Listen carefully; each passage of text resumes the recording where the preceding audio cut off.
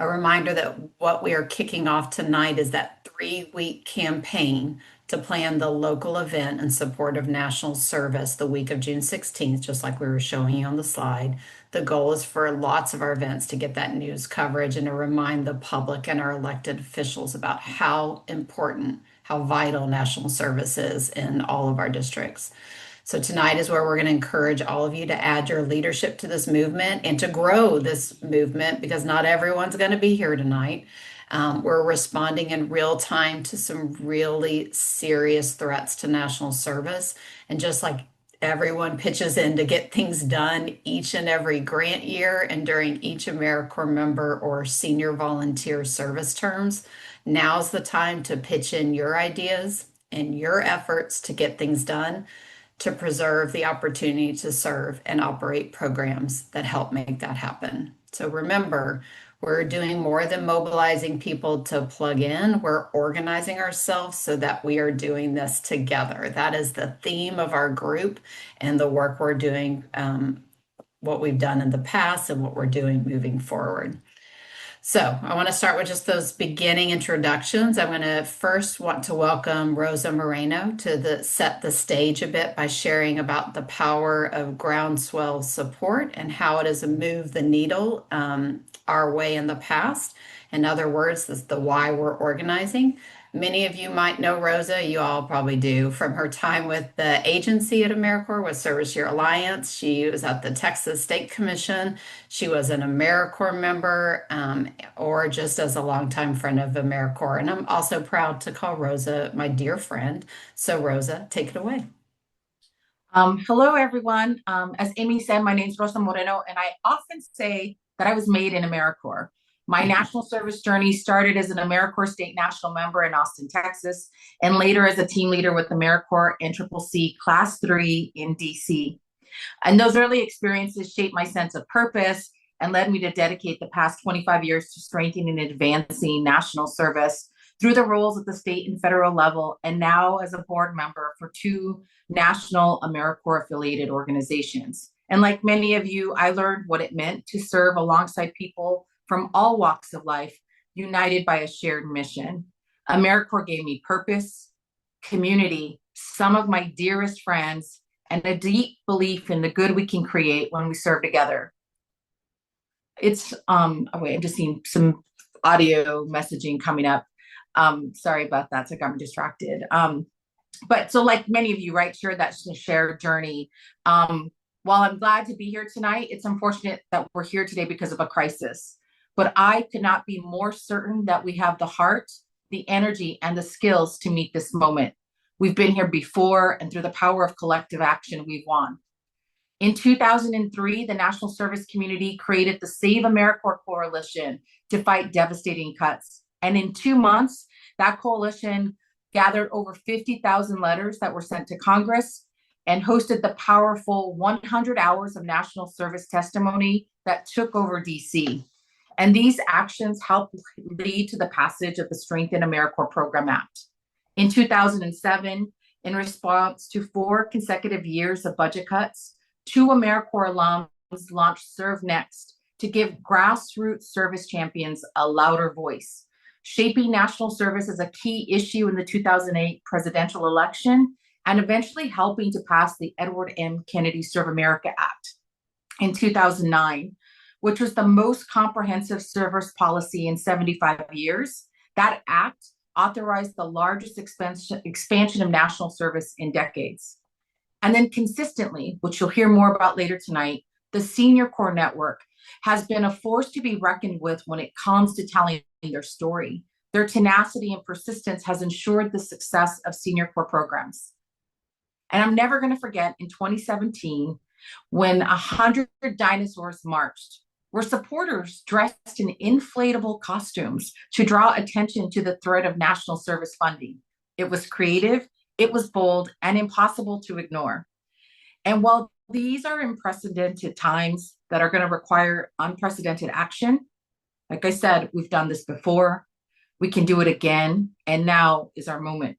Our voices changed the story then, and they can again now. That's why this campaign is all about organizing in teams across the country. Grassroots actions work best in groups. It amplifies our voices, taps into different strengths, and builds pressure that decision makers can't ignore. When members of Congress hear directly from their constituents, from the alums, nonprofit partners, community members, it matters. It makes the issues real, personal, and urgent. Local pressure creates national momentum. So we're here because we believe in something bigger, a vision of a country where national service is not the exception, but the norm, where service unites us in a time of division, where we, the people, come together not in fear, but in purpose. This sprint that we're going to talk about is our chance to defend that promise. The stakes are high and the window is short. What we do or don't do right now is going to shape what's possible for the years to come. So I want to thank you for stepping up to be part of a local team. You're not just joining a campaign, it's about building a community, one rooted in action, connection, and a shared vision. These local teams are where momentum begins and where the real power lies. So together, let's get things done. Amy, back to you. Thanks, Rosa. Woo, those are some good words. I wrote down a lot. Our goal really tonight is to start, or not even start, but continue to build community. And we're going to do that through action. And I really want to emphasize some of the words that Rosa was saying today. Unleash that creativity that you have. Be bold. No idea is a bad idea. Just put it all out on the table and see what sticks. As some of our friends say, just throw it all on the wall and see what sticks with everybody. Your voices matter, and local pressure is important. So thanks, Rosa. Um, I now want to introduce two friends from the AmeriCorps Seniors World, also known, as you heard me say, Senior Corps. To those of you like myself who've been around for some time, I call us old school. First, we have Carmela La Camari. I know I already just said it wrong, Carmela, goodness. La Camari, who is based in Southeast Michigan, Oakland and Macomb County. Carmela has been a director of the Senior Companion Program with Catholic Charities for 6.5 years, but she's been involved in service and her program for almost 15 years. And then second, we have Amy Alexander. Amy is the program director for the Foster Grandparent and Senior Companion programs at Catholic Charities West Michigan. She has led the programs for just over a year, following 3 years as a coordinator serving older adults and communities in Muskegon, Newaygo, and Lake counties. Carmela and Amy, welcome. I'll turn it over to you. Thank you guys for having us and inviting us. Yes, we do say, I still say Old School Senior Corps. About 4 years ago, we were rebranded and absorbed into AmeriCorps Seniors. And there's not, I'll kind of give you a little bit of breakdown of it. There's 3 programs. There's the Foster Grandparent Program, the Senior Companion Program, and the Retired and Senior Volunteer Program, otherwise known as RSVP. A lot of these programs have been around, to be honest, longer than AmeriCorps has. FGP is entering their 60th year. SCP just entered their 50th, and RSVP is in 54 years. Hang on, I'm just reading my notes. Sorry here. Total volunteers between all 3 programs nationwide is 192,792. That comes from the data from the 23-24 state profiles. The volunteers that we have are 3 times as many as the AmeriCorps senior members, total with all the programs. And I'm going to pass it on.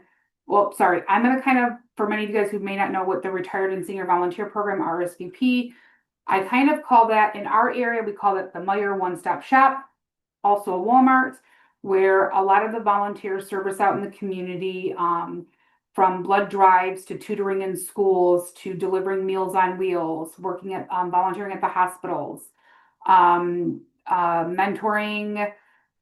They do an array of volunteering that focuses on the entire community. And then I'm going to pass it on to Amy and she'll explain what the other 2 programs are. Hi, everyone. Thank you, Carmela. So foster grandparents has been around for 60 years this year, which is to me amazing. The foster grandparent program has brought older adults and children together through powerful one-on-one connections in local classrooms. Rooted in love, patience, and guidance, these relationships nurture growth, confidence, and a deep sense of connection. With 23,671 volunteers serving nationwide, Foster Grandparent Program continues to help children thrive while giving older adults renewed sense of purpose and joy. The other program, Senior Companion Program, is 50 years old as of last year, going into its 51st. The Senior Companion Program has connected older adults with fellow seniors to help reduce social isolation and provide a friendly, supportive presence. Through one on one visits, volunteers offer companionship, encouragement, and everyday support, like sharing a meal, providing rides to appointments, or simply spending time together. With 9,973 volunteers serving nationwide, Senior Companion Program continues to brighten lives and bring meaning and purpose to both those who serve and those that they support.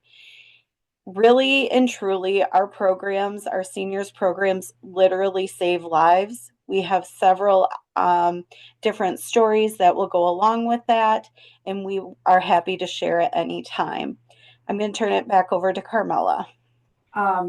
Basically, again, inviting to this, we are, for the longest time, there was AmeriCorps and AmeriCorps seniors, and I'm excited that we are actually coming together.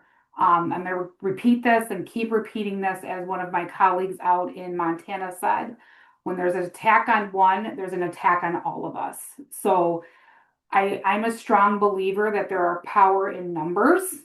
And this is now for both sides to come together and fight this. I personally have been working with the older adult community for the better of my career of 20 years. I went from senior housing, was approached that my director position was open, and said yes, because I believed in the Senior Companion Program and how it did make a huge difference in the community. So if anything, we've got to kind of put our own personal beliefs and our own whatever else aside, and we have to, we don't have a choice but to come together now, more than ever, and show that we're not separated anymore. Let's do a convening one year with all of us there. God help us. I don't know what hotel we can be at for all of us, but if there's a better time for us to come together, it literally physically is right now. And not so much to save our jobs, but to save the community, to save, what NCCC does, what Vista does, what SCP does, what RSVP does, and FGP, and all of them do. So I know that we can do this. It might sound overwhelming, tedious, but there's strength in numbers. Amen. Absolutely. Yeah, I agree with you guys wholeheartedly. There's power in the numbers. I was just thinking as we plan our events, I think it's really important to make sure we think about who's at the table and who maybe is not represented, to make sure we think about all the arms, all of our different programs, all the generational diversity areas where we can make sure that we have the most people at the table planning this event and being a part of it. Anything else that y'all wanted to say? I'm going to pass it on to Amy now for the next. Okay. Again, I echo exactly what Carmela says. Our seniors programs are huge, but AmeriCorps and AmeriCorps seniors together is even larger, and we can come together. We can do this. And to start that kind of off, and to start setting our milestones, we really want to make this June campaign a success. But to know how successful we've been, we want to take some time to set goals together. In a moment, you'll see a Zoom poll on the screen. It will ask 3 questions. One, how many events do you think we can host? How many press hits do you think we can get? How many teams can we form tonight? Please take a moment to help us set our nationwide goal. What do you think we can do together? These goals will be what we track this month. We'll come back in a couple weeks to share our impact and celebrate our progress.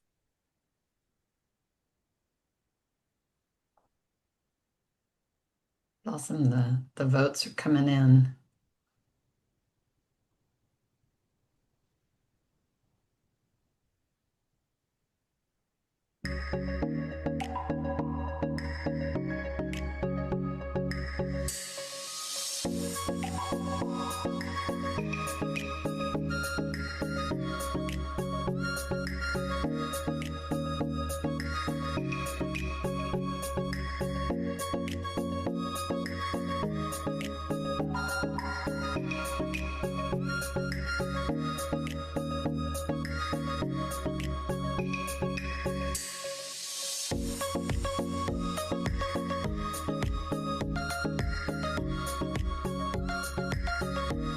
Okay, everyone. Thank you so much for voting. You can see the results on the screen. From what I can tell, how many teams do you think we can create? The largest number looks like 20 to 39, though I love the enthusiasm of the 80 plus. How many events do you think we can pull off? 20 to 39. Again, 80 plus, 10%. Woohoo! And how many earned media hits can we generate?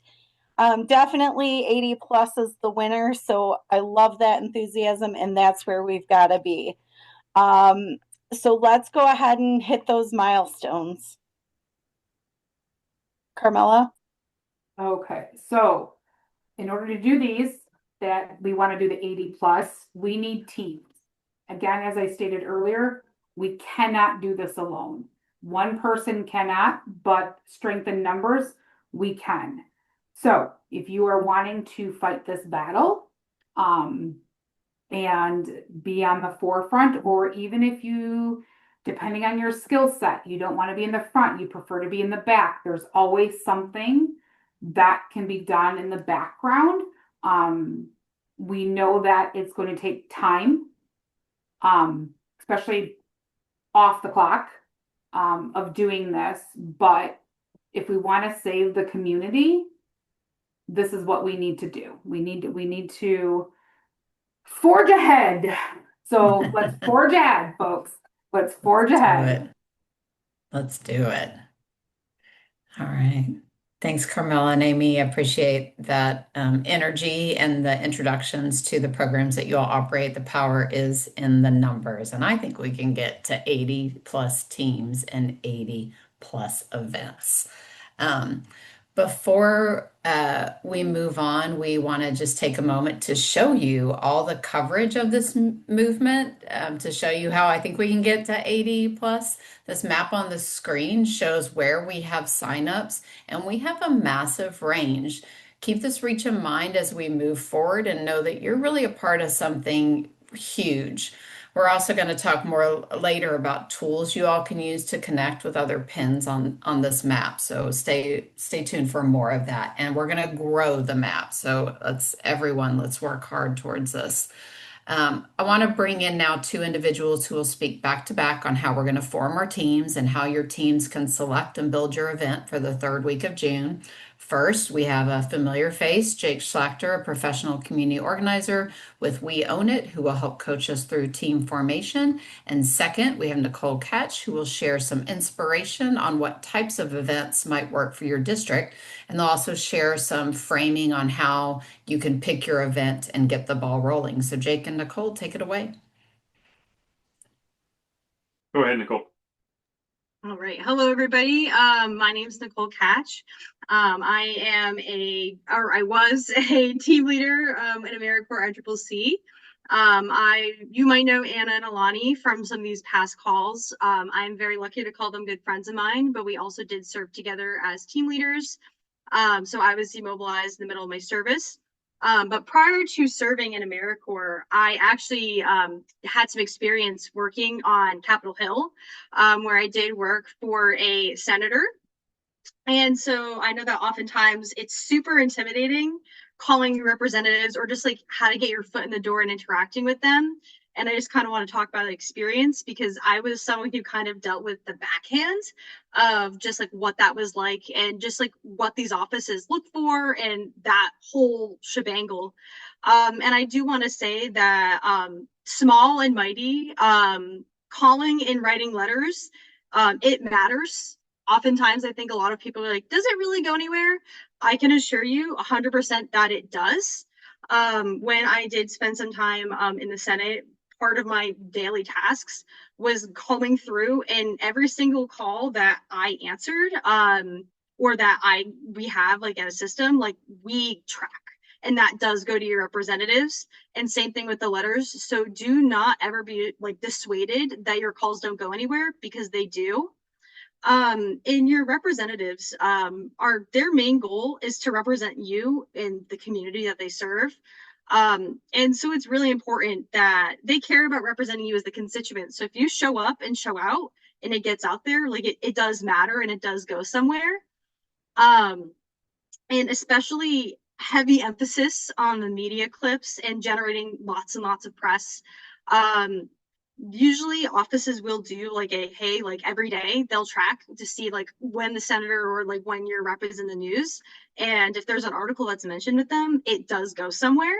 And they will see it and they will read it. So if they're showing up to an AmeriCorps event and their name is in there, they'll see it. It generates press. And it's super, super, super important in times like these to be hitting up these offices, reaching out, saying, hey, like I'm so-and-so. I was an AmeriCorps member. I was a AmeriCorps sponsor, AmeriCorps Vista, AmeriCorps Senior. Here's how I was impacted. Please help. Please do something. If you don't have that call to action and if you don't really put it out there that you have to always be vocal in everything that you're doing.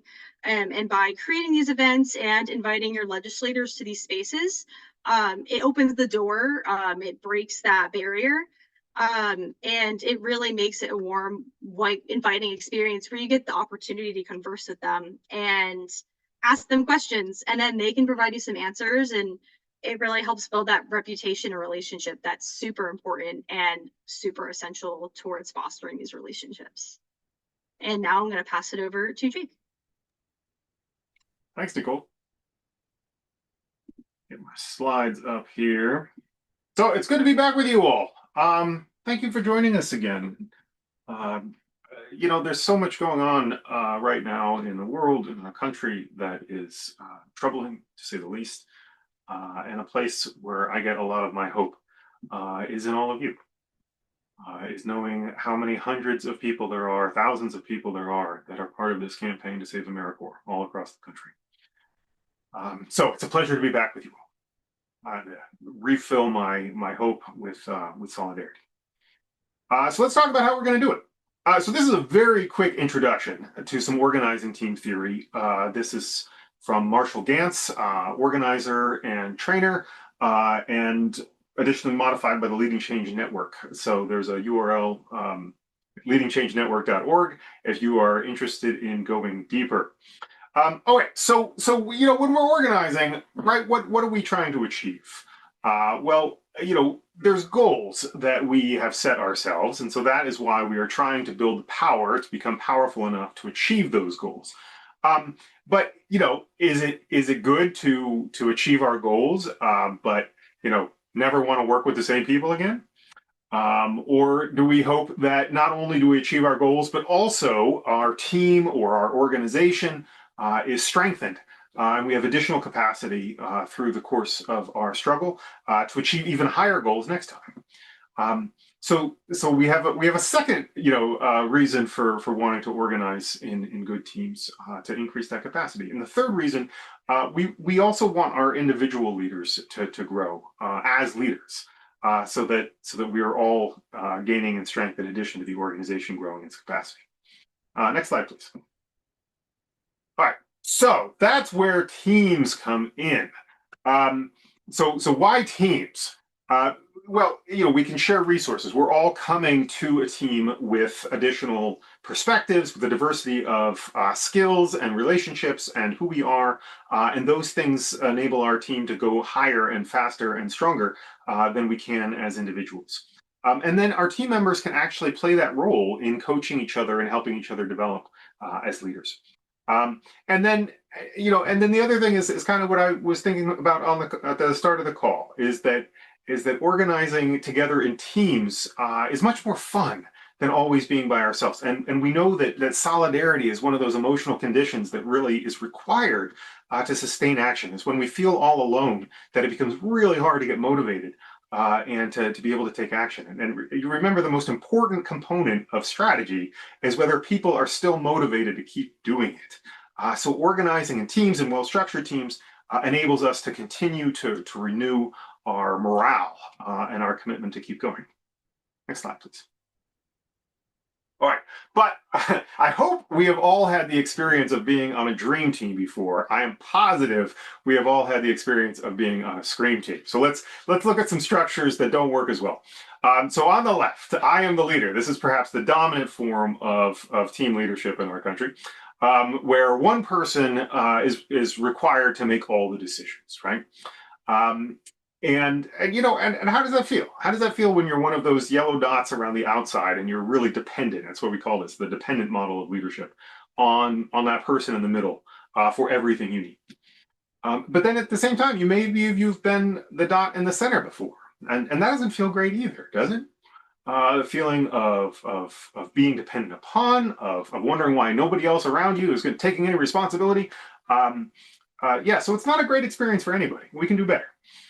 The middle is the we are all leaders, the independent leadership, which I think of as kind of a bag of cats, where everybody is going off in their own directions and there's very little coordination and communication going on. And so we spend a lot of time tripping over each other. We spend a lot of time duplicating effort, etc. And then the third model is the committee, where everything has to be approved by everyone, and there really isn't the opportunity for independent leadership and kind of being able to develop your own strategy, your own course of action, which is really important, both to moving quickly. Everything's really slow and not very fun when we all have to approve everything, and then also to our own individual growth, right? We need to have responsibility to make decisions in order to find out how they pan out, and that's an important element in the growth of ourselves and in our other volunteer leaders. Next slide, please. Fortunately, there is a better way, the interdependent leadership model, which, for whatever reason, Marshall Ganz popularized as the snowflake model. In the last 20 years, I think snowflakes have taken on a connotation of being somewhat weak. So I prefer the crystalline lattice model. Think about that. It's an image of strength. So here we have a structure which offers interdependent leadership that's mutually accountable. So people aren't going off in their own directions, but rather they're able to be the kind of the CEO of their own role, and then independent within that role, and then interdependent with the other members and the other roles on their team. So it depends upon having clear roles and a lot of strong relationship and strong trust on the team to be able to do that. But that enables that distributed leadership, and that in turn enables this structure to scale. Where this model really pays off is when you move from the initial team of leaders to everyone who's a member of the team also being the leader of their own team. And that's how things scale. When you start getting to the second tier of the lattice structure, or the third tier, and you can really have an organization with hundreds of leaders in it. And then that's how we're also developing leadership as we grow. People may join a team as a member and then step into a leadership role where they've got an opportunity to learn from that experience, learn from each other, learn from coaches on their team. Next slide, please. All right, so, sorry, next slide again. Back to the outcomes. All right, so this is where we want to end up. what are the conditions that are required for our effective teams to get us there? Next slide, please. All right, so there's three important conditions that define good teams, and that's that they are bounded and stable and interdependent. So we just talked about what an interdependent team looks like. What do we mean by bounded? Well, there's a big difference between a basketball game with 5 people and 50 people on the team. You can have 50 people on a court, but you can't play basketball. There's got to be some notion of these are the people on our team, and everyone else is not on our team. We know who is on our team. And we know what positions they play. So when we have those conditions, we say that the team is bounded. And stable, it becomes really hard to develop the relationships and the trust if every week there's different people at the meeting or different people on the team. So we need our teams also to be consistent in who is a member on them, to be stable in that. Because one of the things we need is we need to have a working relationship with folks, to know that we can count on people to keep their commitments. That enables us to show up and keep our own commitments, and enable other people to trust that we will do what we say we will. And when everyone has that expectation of each other, then the team can really move forward quickly. So stability is kind of one of those conditions for being able to develop that long-term working relationship with each other around our commitments. So how do we develop the interdependence of our team? There's 3 things that are really key. The first is shared purpose, right? We all have to know why we have a team and what we're going to do together. And be really clear on that, right? If some of us are shooting hoops and others, are hanging on the basket or I don't know, painting the lines on the court, then we're going to trip over each other. So starting with that shared purpose that we all have the same agreement of. Then the second part is, are those agreements on our team, right? It's much more fun to be on a team where everyone feels respected and everyone knows that they are respected. And so we want to make sure that we are operating in a way that shows our respect and that helps us feel that respect. And so to do that, we set agreements with each other, right? How are we going to meet? Are we going to, what time are we going to meet? When are we going to meet? How long are we going to meet for? How are we going to make decisions?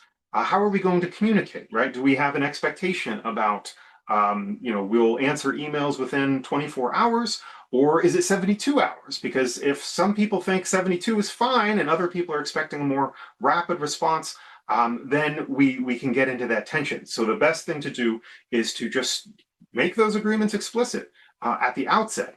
And then we have the responsibility also of all of us being responsible for helping each other keep our commitments. And making sure that even when we fall short, which we always do, that there is a way that we can joyfully offer our repair and recommit to the agreement, so folks know that they can count on us to keep our commitments to each other. And then that third bit is the well-defined roles, right? So that everyone has not only a clear sense of the shared purpose of the team, but also a clear sense of what their purpose is and how that contributes to the larger effort of the team. So that is our theory, real quick intro for teams. And in just a minute, we are going to help you get into breakouts and walk through it yourselves. I'll turn it over to you, Amy. Thank you, Jake. Thank you, Nicole. Really appreciate the time you took to walk us through those elements and for talking about the different ideas that we could take into consideration as we get into our groups. So we're now going to move into the big part of our call, where we will provide you all with the space to meet with people from your geographic area. Please make sure to pay extra attention right now. So put all the distractions down, as we have some complex breakout room instructions coming. And as we get started, please make sure, and I know you all will do this because you are in the AmeriCorps world, have patience and grace as we organize this next piece of our time together, as there are a lot of moving parts and people working very hard behind the scenes to make this happen. They're incredible, let me tell you. we are going to show you a list of breakouts that have been labeled after calculating how many people signed up where, and you are going to enter the room that is closest to you geographically. You'll note that they're not organized in alphabetical order, so you're gonna have to just scroll through until you find your geographical area. And if you cannot find your place, just let us know and we can help. So you'll see a list, you'll scroll through it, and once you find your home, you'll go into that space. Once you get into that room, you have 1 minute to look around. If you have 4 people or more, congratulations, that's a team. If you have 3 people or fewer, look at who's there. Those are your closest friends, but for the purpose, come back to the main room and we'll piece you with a larger team of thought partners. We'd really like to have these groups 4 or more. Um, and together we might decide to later break off into your original pot of 3, but tonight we're going to try to link you up with more people. So when you get into your spaces of specific geography, it will probably be a good idea for you all to make sure time is spent talking about how you can grow your teams with nearby friends. So that can be some of your time. If your group has too many people, like over 25, we have extra rooms on deck so we can open a new one for you to break out into.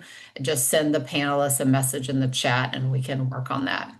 If you decide to come back to the main space, you can self-select into a new room. So if like you're in a one with Kentucky district with 2 people, you can come back and you can decide to go into another Kentucky district. Since there might be some shuffling, just please stick to introductions for the first 5 minutes. You might have new friends joining you, so don't get ahead in the planning yet. Wait for that first 5 minutes just to get to know the people that are in the space.